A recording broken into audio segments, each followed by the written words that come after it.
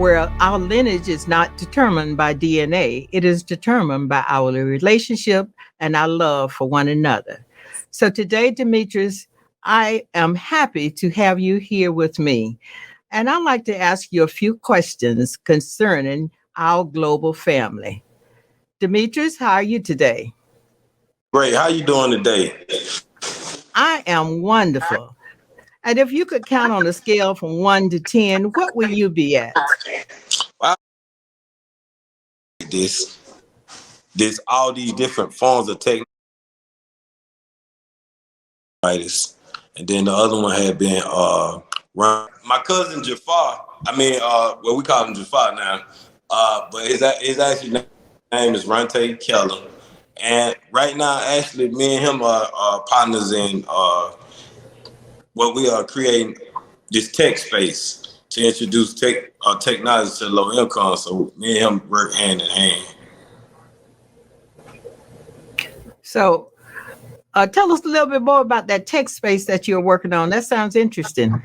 Well, the tech space, coming from a small community, we don't have availability to tech spaces to even learn technology, for elders to learn about their phones, how to learn how to use their actual devices, and for the youth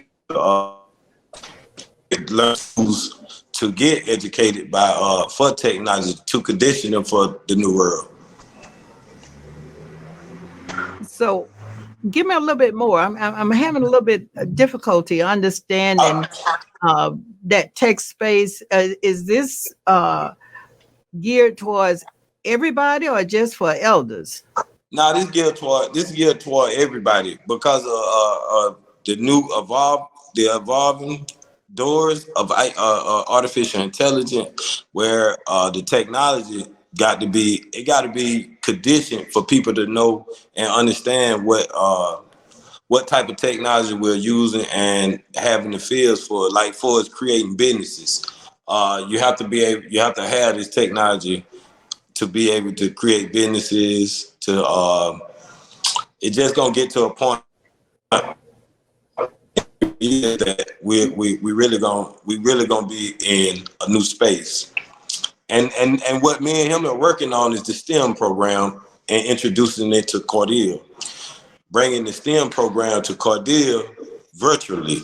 So we'll pass out laptops to allow from K to 12 and adults to have a window where they'll be able to come in and log in and get involved in our technology space.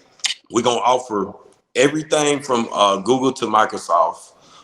A lot of the technology is gonna be basically teaching about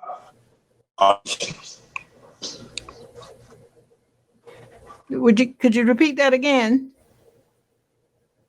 most of the technology is gonna be geared around helping to learn about automation. How does automation work? How AI how AI can advance our life, not take it. So the understanding of it is this right here. We need engineers to create apps, to create and understand data. So therefore, the low income don't have no type of place to even go. If you want to really learn how to use your phone today, where would you go? Probably to the service provider that I purchased the phone from. They only gonna give you just a little bit, but that's one of the reasons that tech spaces are important. Okay. It's just in the southern of the state. It's just when you're in Cordelia, when you Google it, it's one that's 150 miles away, and that's in Atlanta. But it's just having a place Hold to that go at. hold that thought right there. We're gonna have to take a commercial break and we're gonna come back. So, all right. Thank you. All right.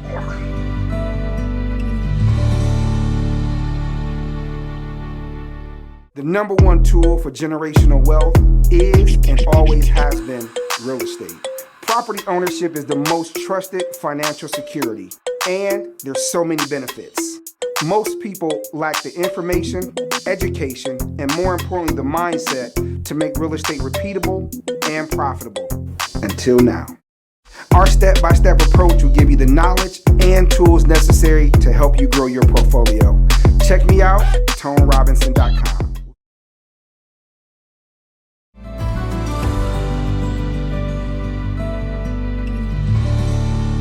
Welcome back.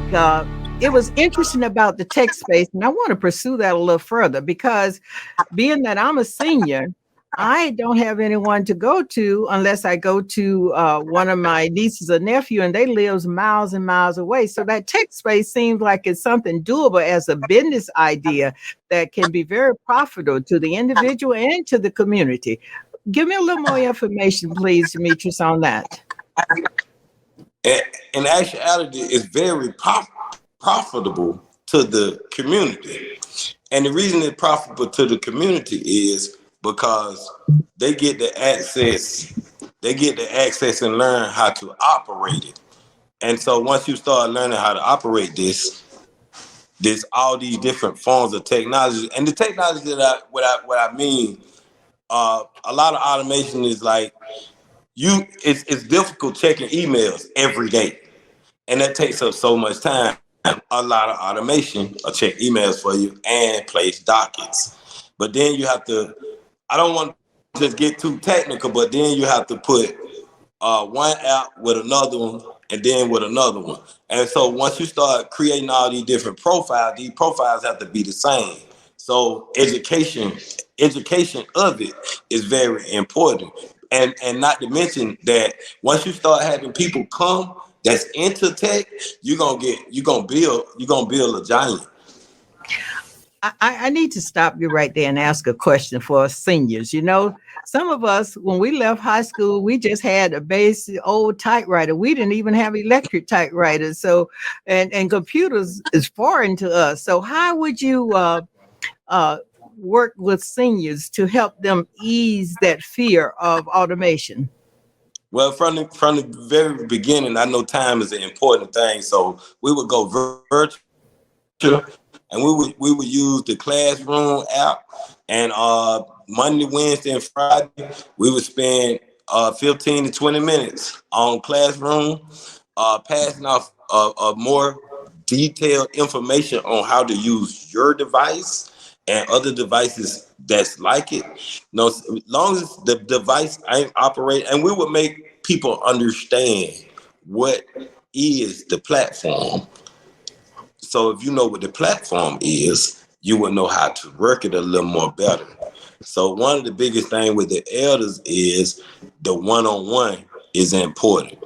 Having access straight to the technician is important. So most of the time we use Google Chat. So if you send a message, it's received on the other end instant, and we can share screens.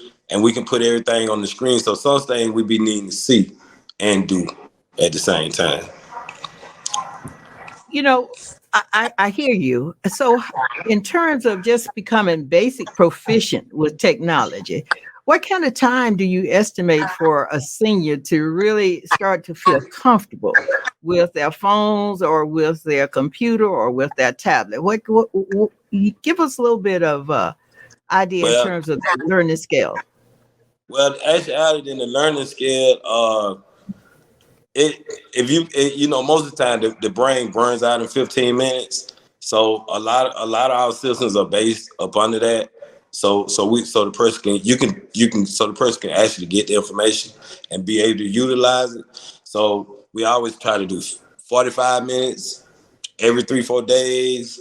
Make sure that's 15 minutes, you know what I'm saying, breaking that down into 15 minutes. So 15 minutes, giving the elder the opportunity, the questions that they have, being able to answer the question that they have, because those are the real life situations that they're dealing with versus just using this device. But then we'll start breaking down the apps and how these devices work.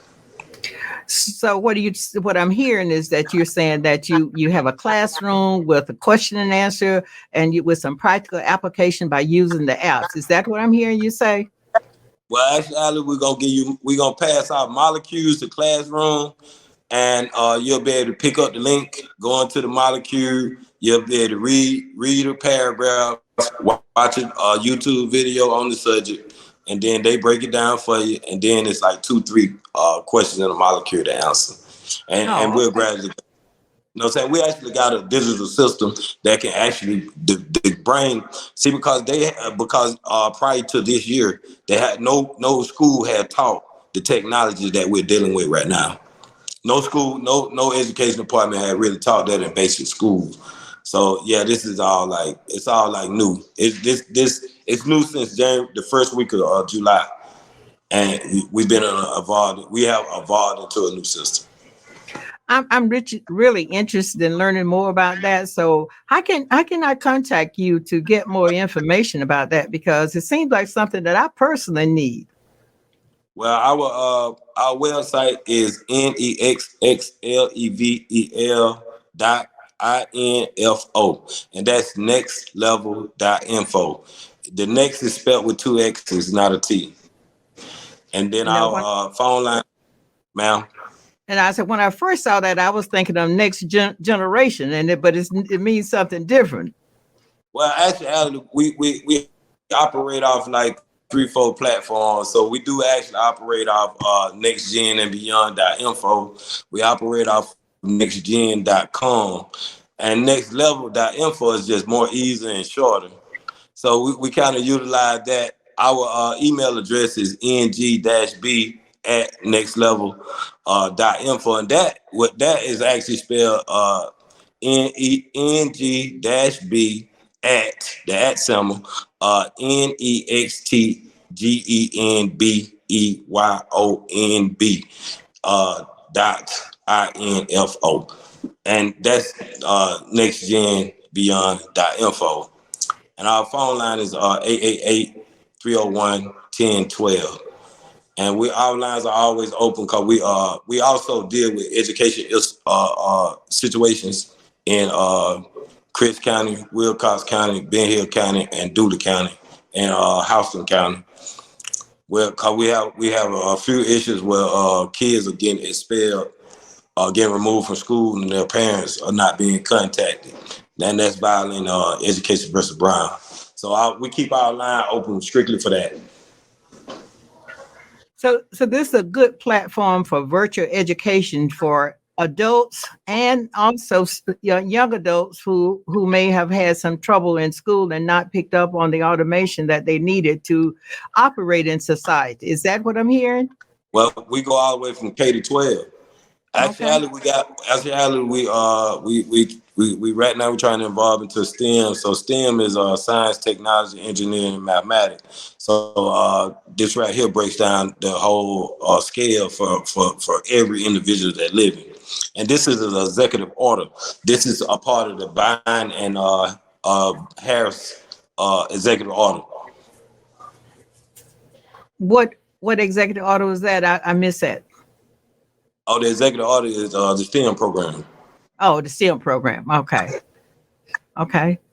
So very good. And I congratulate you and your cousin on what you're doing. It appears that it's very needed, and more people need to hear about it.